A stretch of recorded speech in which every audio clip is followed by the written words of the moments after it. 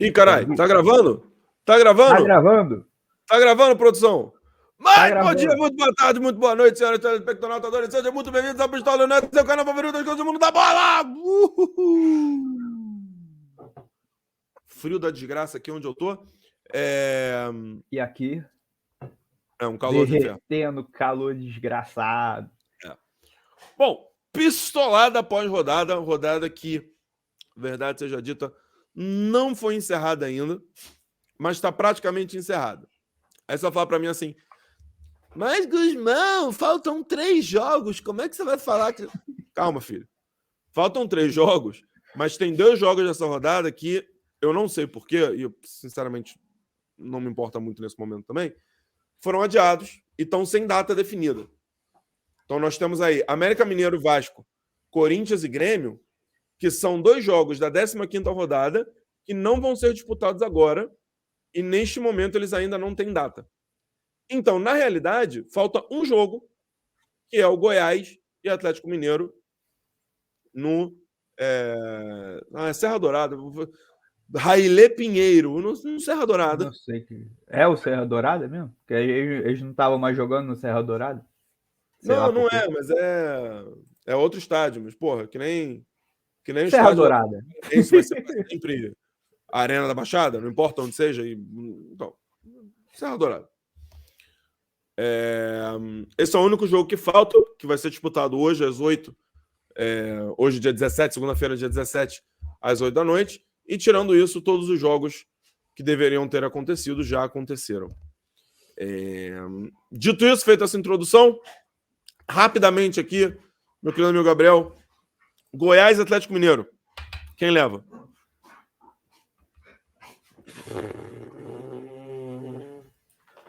Vou no empate aí. 1-1.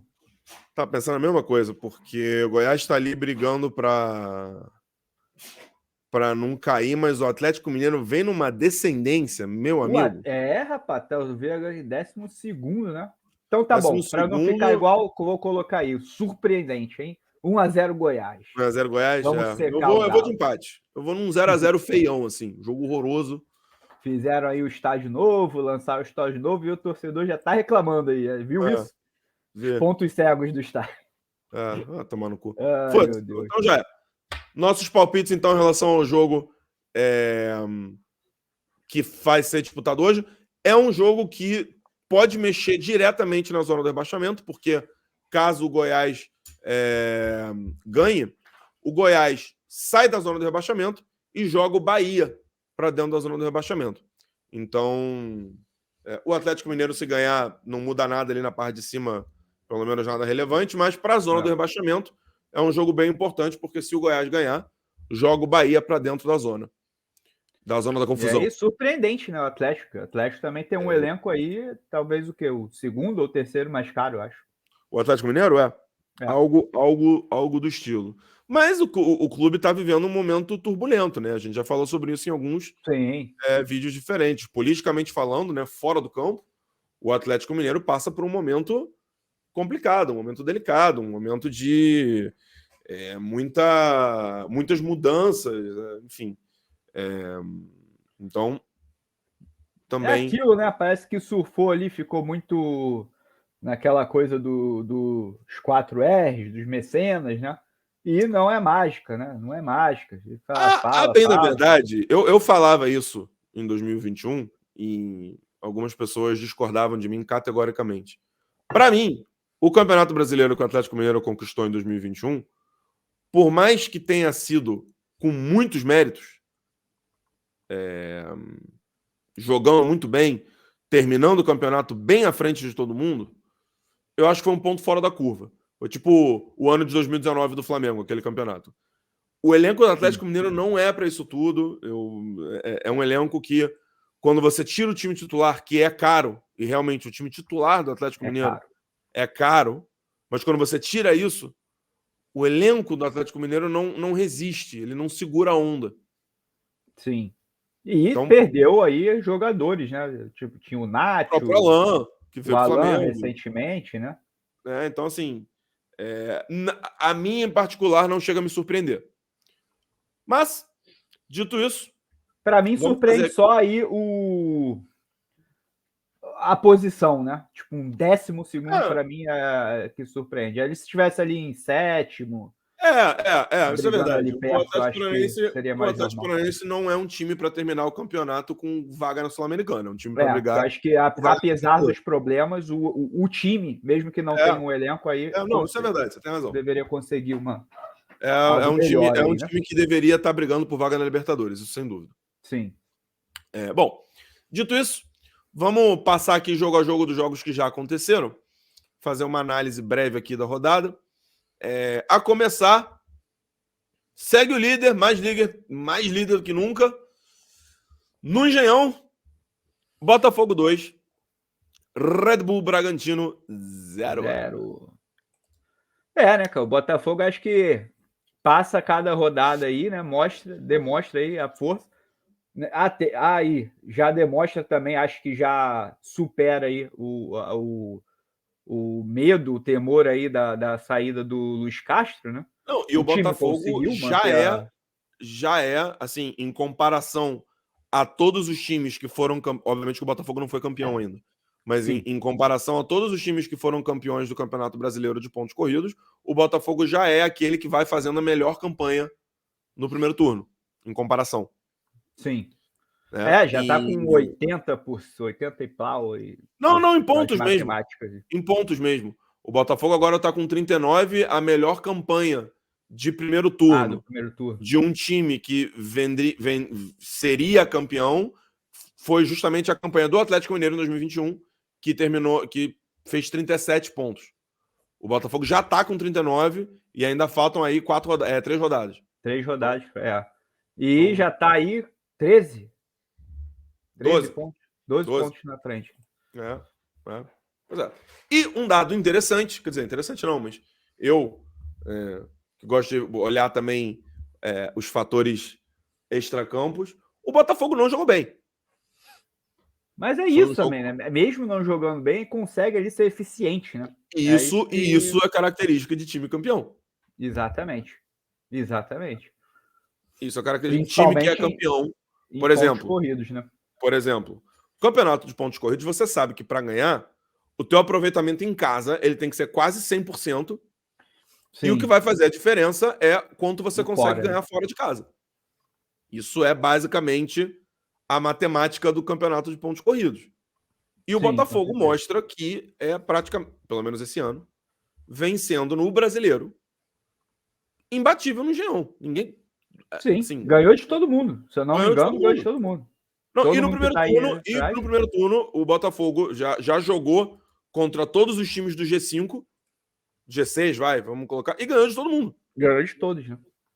O Botafogo ganhou do Flamengo, o Botafogo ganhou do Grêmio, o Botafogo ganhou do Fluminense, o Botafogo ganhou do Palmeiras. Exatamente. Ganhou, né? Nem sequer empatou. Ganhou. 100% de aproveitamento. Já falamos aqui, vou falar mais uma vez só para deixar mais do que claro.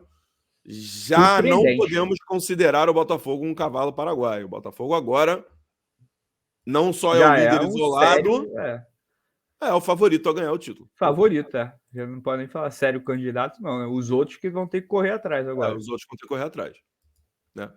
Mas, enfim, seguindo adiante, no domingo já, no Estádio Independência, Cruzeiro 0, Curitiba 0. Não vi o jogo, mas assim... Não perdeu Estamos falando de dois times que estão ali o Cruzeiro, que está ali no meio da tabela, morto, e não consegue ir nem para cima nem para baixo, e o Curitiba, que recentemente conquistou as 2 primeiras vitórias. Então, obviamente que... Curitiba vem aí pelo menos ensejando alguma reação dos eu tava por falar, é um resultado muito melhor para o Curitiba do que para o Cruzeiro. Sim. E o Cruzeiro também, cara, acho que também não tem muita expectativa. A expectativa é essa mesmo, é não cair. Né? Tentar se firmar na primeira divisão, aumentar aí. Eu acho que mais do que não cair, risco, né? É fazer uma campanha digna. O que eu chamo de campanha digna? Assim, tem algumas torcidas de clubes grandes, a do Flamengo, por exemplo, que se acostumou a ganhar. Os caras acham que ganhar a obrigação, Libertadores é o mínimo. E não é assim. Sim. Com certeza. Então, eu acho que, assim, por exemplo, O próprio Cruzeiro, né? O próprio pro Cruzeiro. Cruzeiro, que é um Tempos time que está atrás, né? recém voltando da Série B, depois de 3 anos da Série B, e está se Quase caiu pra Série reestruturando, C. está se reestruturando e não sei o quê. Cara, campanha digna é aquilo ali. 10º, 11º, uma vaguinha para Sul-Americana ano que vem, que é uma graninha a mais que entra. Isso é a Sim. campanha que o Cruzeiro busca. Tá E tá certo. remontando, né? É um clube grande, né? Multicampeão também, né? História aí é indiscutível, mas, né? O que fizeram com o clube, né? Enfim, os dirigentes fizeram aí, agora tem que reconstruir e tá fazendo o caminho certo.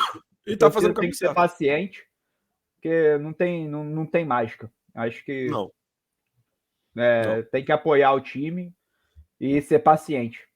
A gente viveu isso no Flamengo, né? A gente, justo no último vídeo que a gente gravou junto, a gente estava falando a respeito. Quase uma década levou o Flamengo até chegar no estado que está hoje, no ponto que está hoje, né? Então, sim, sem ganhar nada. Né? um clube. Não, e ganhando migalha, né? Ganhando assim. Ganhar o Carioca. Carioca, Copa do Brasil, com o Elias carregando o time nas costas. E a Copa do Brasil eu nem coloco muito na conta, porque foi bem na troca, né? Do presidente. Ainda não estava sob essa gestão aí. E, cara, aquela Copa do Brasil, a gente já falou sobre isso algumas vezes, foi tipo o título brasileiro de 2009. Algum voodoo, não sei, que encaixou e funcionou. Foi a melhor temporada da carreira do Hernanes Brocador, a melhor temporada da carreira do Paulinho, a melhor temporada da carreira do Paulo Vitor, goleiro. Do Rafinha, enfim, não sei nem se tu lembra do Rafinha. Subindo, jogando pra caramba. Então, assim, aquilo ali foi meteoro. O Flamengo ganhou aquele título. 2009. Então, 2009, igual 2009. Igual 2009. Mas, enfim, seguindo adiante, já que a gente já começou a falar de Flamengo, no Maracanã, Fla-Flu, 0-0. Eu vi o jogo. Ô, joguinho ruim. Pra variar. Ô, joguinho ruim.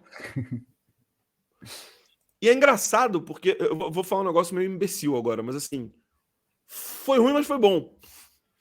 Porque foi um jogo pegado, foi um jogo disputado, foi um jogo de chance pra cá, chance pra lá, 2 gols anulados, corretamente anulados, os 2 gols, na minha humilde opinião, diga de passagem. Eu acho que tanto o gol do Flamengo quanto o gol do Fluminense foram corretamente anulados. O gol do Flamengo estava impedido, sim. Perdão, o gol do Fluminense estava impedido, sim. E o gol do Flamengo foi falta, sim, no começo da jogada. Então, acho que os 2 gols, na minha opinião, aí, né? não tem muito o que reclamar, não. Mas polêmicas aí foi outros, né? Foi reclamação de pênalti.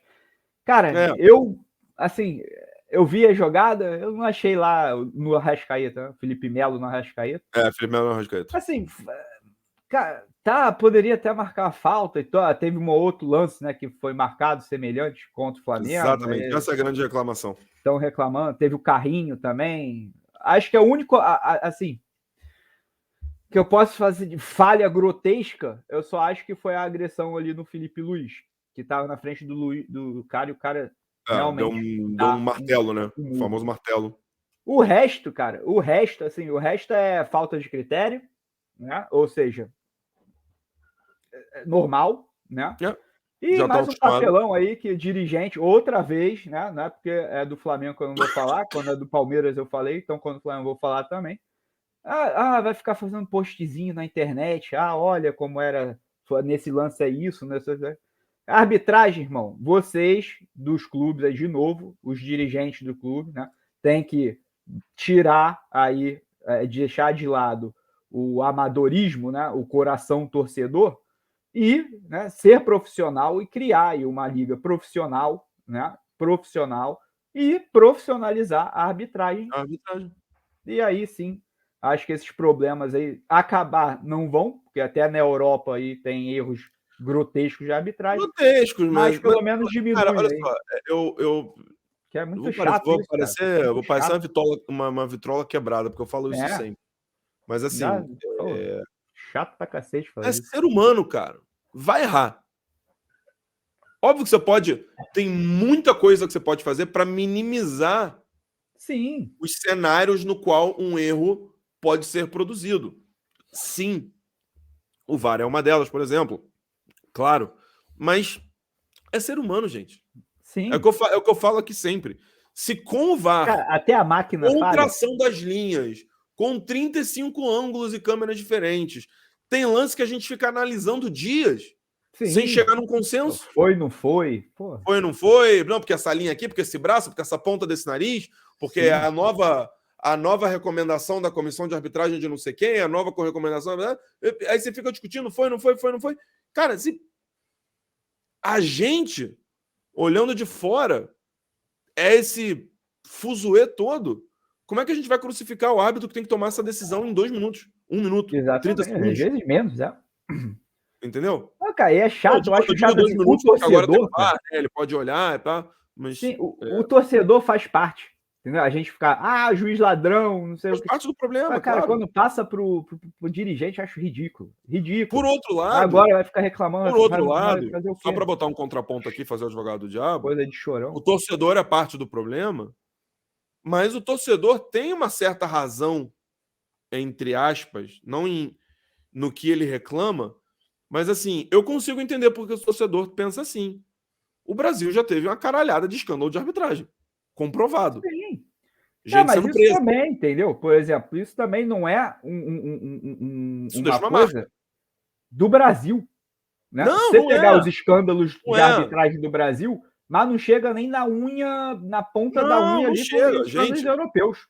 Para quem não sabe, tá? Para os jovens aí da nossa audiência. Juventus. Porra. A Juventus já foi rebaixada 3 vezes. 3. Uma recentemente, inclusive, há 2 anos atrás. Mas a última foi por causa de muamba fiscal aí, né? Não foi exatamente por causa de compra de jogo. 3 vezes a Juventus foi rebaixada fora do campo por manipulação de arbitragem, manipulação de resultado, etc. Cara, Barcelona, então, assim, o caso do Barcelona, que é recente também.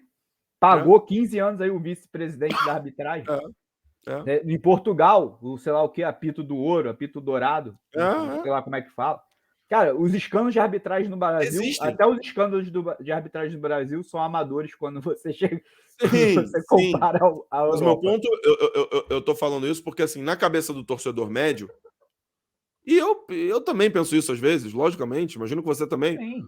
Porra, se em 2005 o Corinthians terminou sendo campeão por causa da...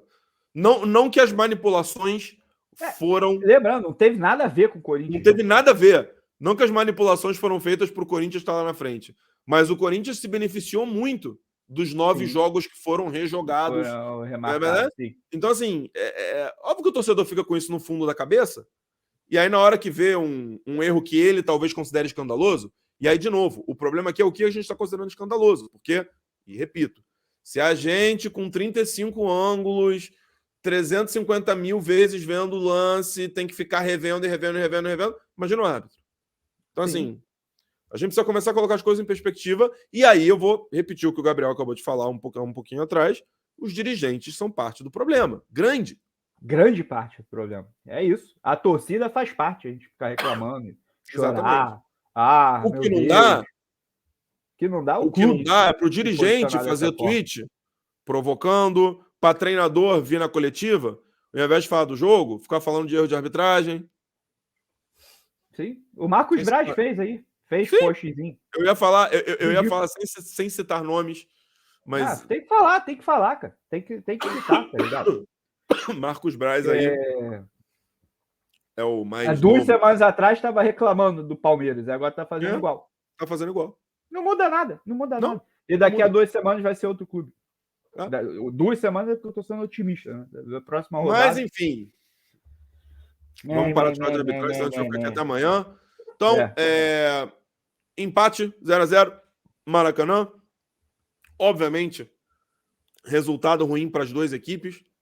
O Fluminense querendo voltar para o G4 e o Flamengo querendo seguir na cola do Botafogo. Então, resultado ruim para os 2. Mas foi o que foi. Seguindo adiante, no Morumbi, chocolate! Chegou aí no G4, hein? 4-1. São Paulo sobre o Santos. E o São Paulo ultrapassa Palmeiras e Fluminense, como eu falei no começo da transmissão, que foi a grande mudança significativa da tabela, e entra no G4. E eu só tenho uma coisa a dizer: o Dorivalzismo vive. O Dorivalzismo vive e respira.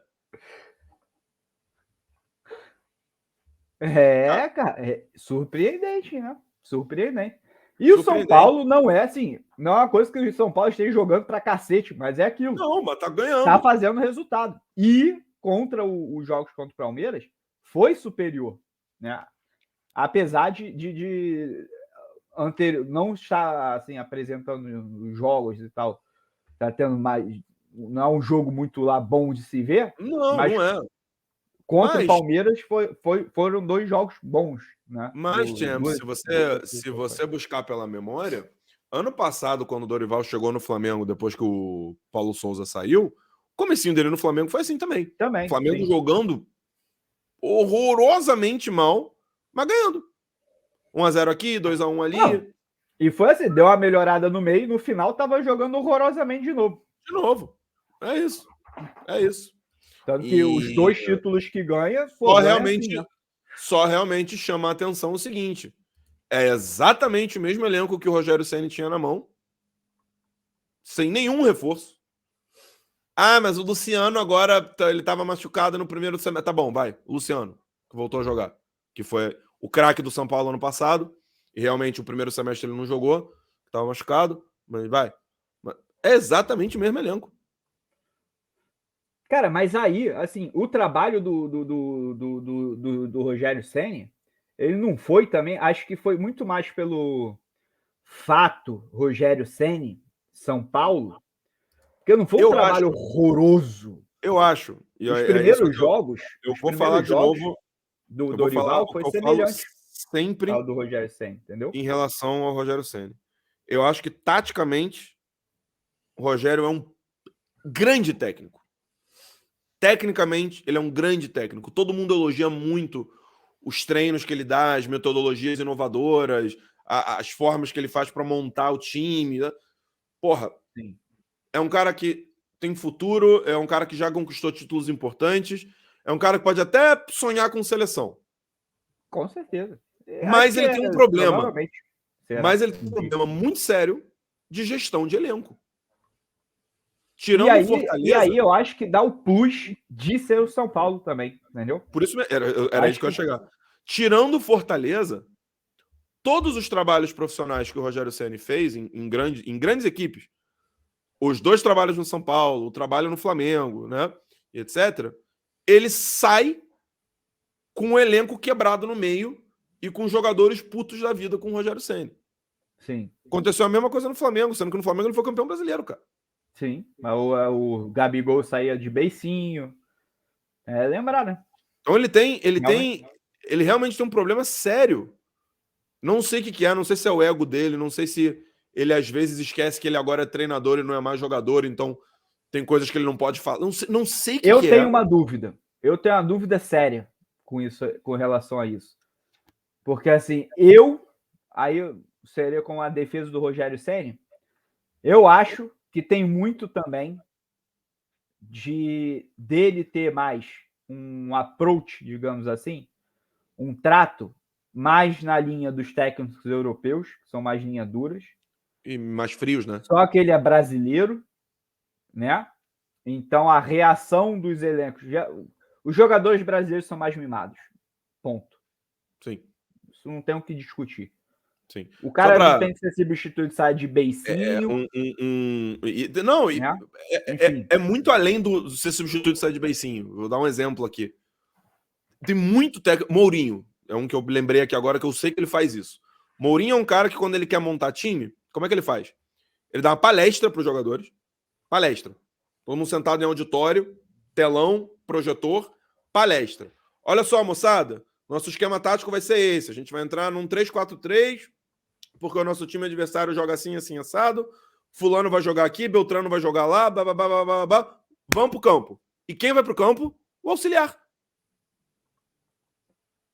O Mourinho fica lá na sala dele, vendo lá as estatísticas dele, pensando. E quem vai pro campo? botar na prática aquilo que o Mourinho explicou na palestra, é o auxiliar. É o auxiliar. O Guardiola Sim, faz isso muito também, não sempre, mas ele faz isso muito. O Carlo Ancelotti trabalha assim. É uma Então, cultura assim, europeia, né? é uma cultura europeia, é uma Não forma só de no ser. futebol. Não Não só não no são futebol. todos que são assim, né? Por exemplo, o Jorge Jesus não é assim. Sim. A gente viu Ele é aqui no mais Flamengo como ele é. centralizador. Ele vai para o campo, ele corre com o jogador, é outra parada. Talvez até por isso ele tenha dado tão certo. Abel Ferreira Sim. também não é assim. Mas esse estilo de trabalho é comum na Europa. O cara que é o técnico, ele tem uma distância do elenco. Sim. Ele não é o Tem cara que tá no dia a comando, tem dia ali comando, batendo e papo tem com os caras. comando, né? Isso é Tem. importante, tem comando. Eu acho que brasileiro, jogador brasileiro, tem uma dificuldade terrível com hierarquia e disciplina, né? Sim. Porque, por exemplo, Abel Ferreira pode chegar lá e puxar a orelha do Gabriel Menino, pode puxar lá a orelha do goleiro se dormiu ou não dormiu. Sim. O Jorge Jesus pode chegar lá e mandar os caras botar o dedo no negócio. Digital, né? Digital. Agora, quando o cara lá no Corinthians, que tá no Peru agora, que eu esqueci o nome, foi fazer isso? Ah, quem é esse cara? Eu esqueci o nome dele. Eu acho que era ele. O Hellman. O Daí Hellman. Acho que aconteceu com ele isso no Corinthians, eu acho. Foi? Que ele botou o negócio. Era ele, não era? Era ele. Quando é o Não, cara e brasileiro, não precisa nem que ir vai tão fazer longe. isso. No próprio Flamengo, depois que o Jesus saiu, ninguém mais fez essas coisas. Porque os jogadores não deixavam. Não deixam. Então, eu acho que o brasileiro que tentou fazer isso foi o Rogério Ceni. E aí, Sim. você vê, entendeu? Tem isso também, né? Eu acho que tem muito mas disso mas é por isso que eu tô fazendo questão de abrir esse parênteses pra gente explicar isso, porque é uma questão cultural, do jogo. Sim. Na Europa se pensa futebol diferente. Eu não tô fazendo aqui o juízo de valor se é melhor ou pior. Isso é uma discussão eu faço. enorme. Melhor. Isso para mim é uma discussão enorme. Mas agora, é um fato que o futebol europeu, à exceção do título da Argentina, obviamente, que é a atual campeão do mundo, o futebol europeu vem dominando o futebol mundial de uma forma, sim, que não tem competição mais. Início dos anos 90, né? 2000, deixou a América do Sul para trás. Né? E você vê também como é profissionalismo, disciplina e hierarquia. Você vê quando os caras compram as promessas do Brasil, cara, em um ano parece outro jogador. Entendeu? Se tivesse no Brasil, o Vinícius Júnior ainda tá chutando errado e ainda tá desnutrido. Ainda tá magrelo, ainda tá... Entendeu? Cara, enfim. Pois é. É aquilo, tem que olhar para os próprios erros, né, e tentar consertar. Mas no Brasil, a gente é acho que tem muito isso. A gente é pentacampeão, sabe de tudo e... Enfim. A gente foi pentacampeão com... Eu não vou completar esse comentário não, porque senão eu vou ser cancelado pro resto da minha vida na internet. Cala a boca aqui, porque... Vamos passar pro próximo jogo. No Castelão, resultado surpreendente do Cuiabá, que ganhou do Fortaleza dentro do Castelão por 1-0. Cuiabá, cara. Cuiabá é aquele time chato, cara. Cuiabá, às vezes ele apronta. Às vezes ele apronta, pô. Cuiabá é aquele time chato, aquele time que algumas rodadas atrás estava ali na zona do rebaixamento, foi engatando ali 2 empates, uma vitória, outro empate, outra vitória e tá aqui já. Na frente do Santos, pô. No Santos, frente no Corinthians. Na frente do Vasco. Não, mas... Aí... Não, e um resultado surpreendente porque ainda que o Fortaleza não esteja fazendo uma campanha espetacular no Brasileiro, né, tá ali em 9º com 23 pontos, Fortaleza nos últimos anos tem sido uma força a ser reconhecida. Com certeza, ótimo trabalho, tanto do Rogério Ceni quanto do Vojvoda agora. Conseguiu manter, né? Conseguiu manter. Também, né? O Fortaleza é um time que vai apostando na medida do que a sua capacidade econômica permite em estrutura, coisas do gênero. É um time já que fez uma bela contratação aí, o Marinho, né? O Marinho, exatamente. Talvez, então, não sei, técnico, mas em relação e o Fortaleza, de uns anos para cá, ganhar do Fortaleza no Fortalezão, ganhar do Fortaleza no Castelão é difícil, cara. Não é uma tarefa fácil. Então, baita resultado do Cuiabá. Enfim. Mas é um jogo que não mexe muito com a tabela, então, apesar do baita ali resultado... melhor ir pro Cuiabá, se manter longe da... lógico. E lembrando, né, Cuiabá é um time, sei lá, de 2000, coisa assim, né? É bem novo. Uma década, um time novo. É um time novo. Um time novo. No Beira-Rio, Inter 0, Palmeiras 0. E o Palmeiras segue na seca. 5 jogos sem vitória já, né? Ou mais, 5 sei lá. jogos sem vitórias no Brasileirão, são 2 derrotas e 3 empates. Cara, me surpreende muito, tá? A mim também. Vou falar pra você porque eu não vi o jogo, mas eu vi alguns clipes diferentes de melhores momentos e a sensação que dá que o time do Palmeiras tá nervoso. Tá abalado. Com certeza, porque assim, eu acho que é a primeira grande oscilação, né? Depois de 2, 3 anos que o Abel tá. É o primeiro grande baque que o Palmeiras toma, né? Esse ano, a gente já falava no início do ano, né? É aquilo. Provavelmente o Palmeiras tem vídeo, acho, se pegar aí, posso até depois pesquisar. Vídeo da gente falando, se bobear, o Palmeiras não leva nada, porque vai fazer falta se não tiver reposição. O Palmeiras perdeu jogadores, não repôs, jogadores importantes, o Danilo, principalmente, né? O Scarpa. Não repôs. E, cara, o Abel Ferreira é técnico, ele não é mágico, né? Então, assim... Só me surpreende uma coisa que, assim, eu sempre achei... É difícil você manter o mesmo nível. O grande ponto positivo, a grande parada que é, entre muitas aspas, né, imbatível nesse time do Palmeiras, é o emocional, né? Aquela coisa assim, o Palmeiras pode estar na merda, mas o time não vai deixar aquilo afetar dentro de campo. E a gente está vendo o Palmeiras começar a desmoronar um pouco. Inclusive, isso aí, eu sinto isso aí. Foi até uma entrevista meio. Alguns falaram que foi meio polêmica e tal. Eu não achei, enfim, normal. Mas, enfim, é o jeito português de falar mesmo. Português é mais pum, né? Mais duro, mais direto. Então não vejo nada que menosprezar ninguém. Mas pareceu um desânimo aí do Abel Ferreira. Cara, eu não acho nem com o resultado. Talvez eu acho que eu veja aí, talvez tenha algum problema aí entre o Abel e a diretoria, não a presidente, mas em relação a reforços, entendeu? Porque assim, o cara. Eu acho que vai mais profundo. Eu acho que vai mais profundo que isso, cara. Eu acho que o Abel tá de saco cheio.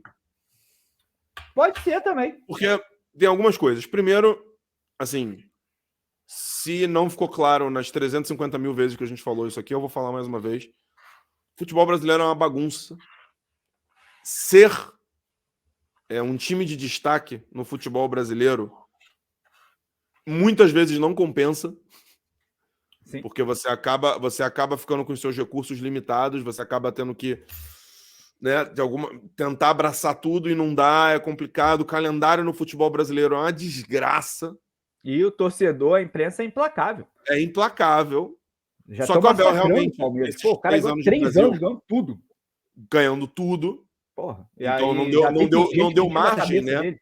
Não deu margem para o torcedor e para a imprensa serem tão implacáveis. Mas, ainda assim, tem que lidar com esse calendário maluco. 3 anos. Vamos pensar, 3 anos. Tem que lidar com o jogador machucando o tempo inteiro por causa do calendário maluco. Sim. Tem que lidar... Rony machucado. Tem que lidar... Mais jogadores. Claro, tem que lidar com erros de arbitragem seguidos. Tem que lidar com a pressão em se manter lá em cima, não tendo reforços. E tem que lidar com essa teoria da conspiração, que a gente não concorda com ela, mas que ela tá ali estabelecida. E, cara, se o maluco tá convencido daquilo, imagina você dormir com esse barulho na cabeça todo dia. Sim. Porra, não querem me deixar ganhar, não querem me deixar ganhar.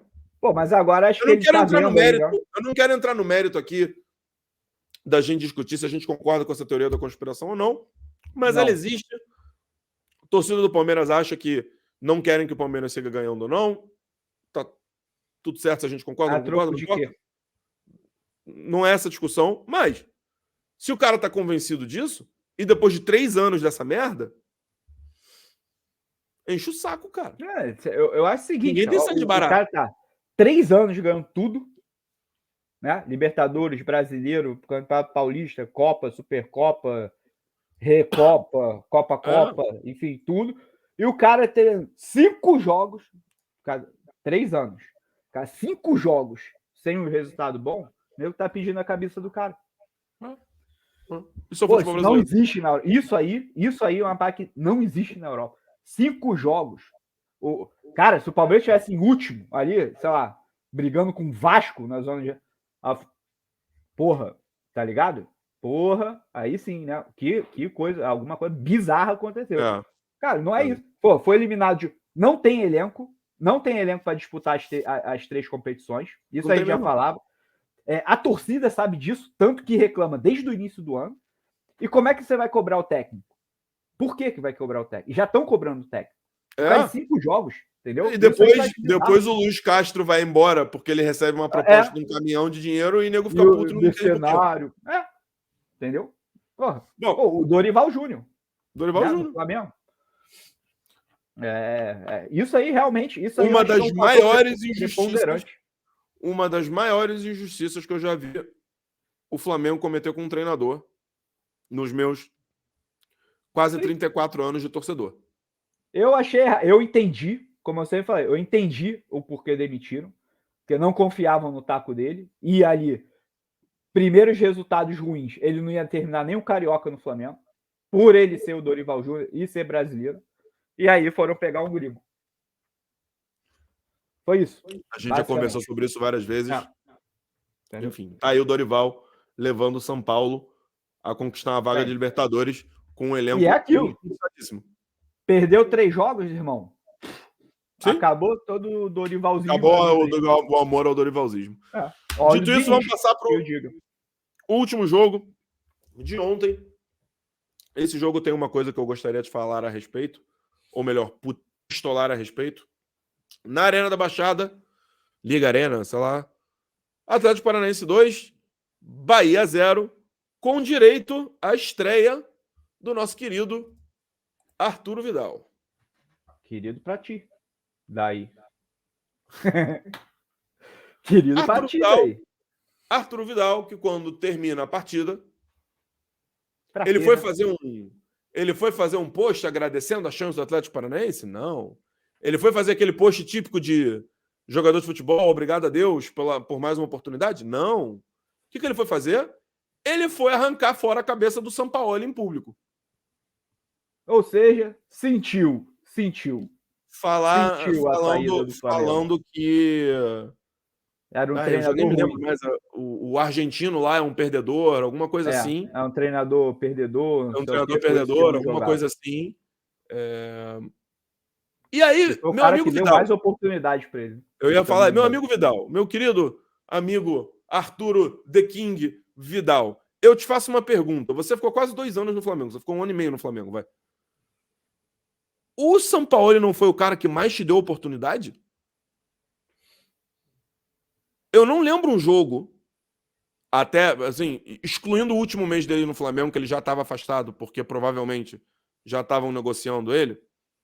Eu não me lembro um jogo do São Paulo. Lembrando aí do início do ano, que ele fez a postagem do Colo-Colo.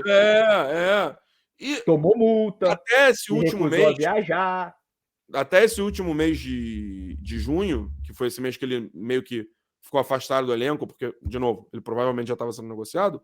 Eu não me lembro de um jogo do São Paulo que o Vidal não jogou.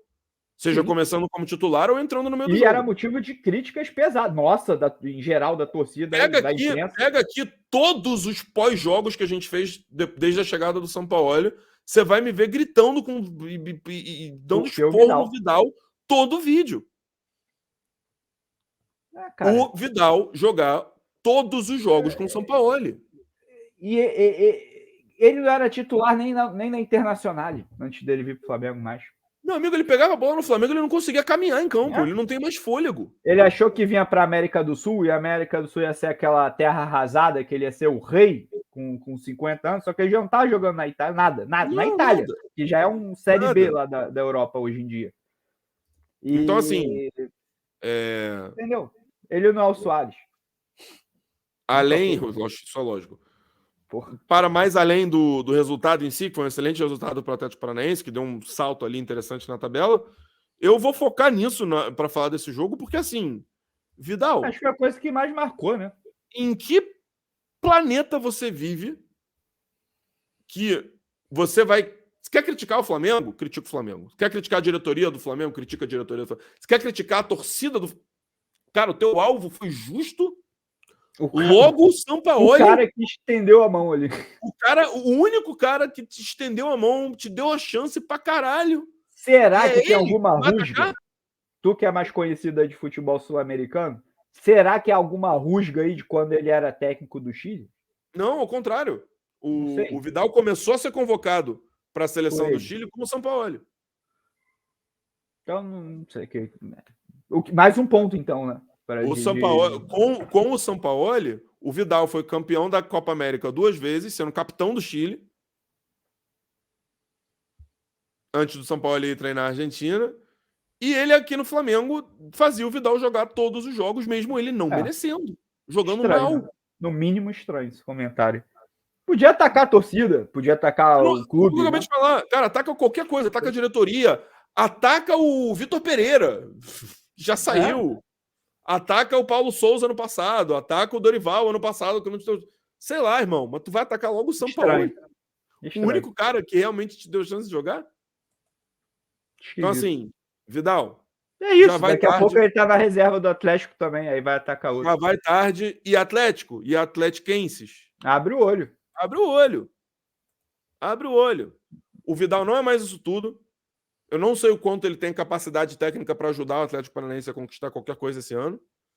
E é mal agradecido.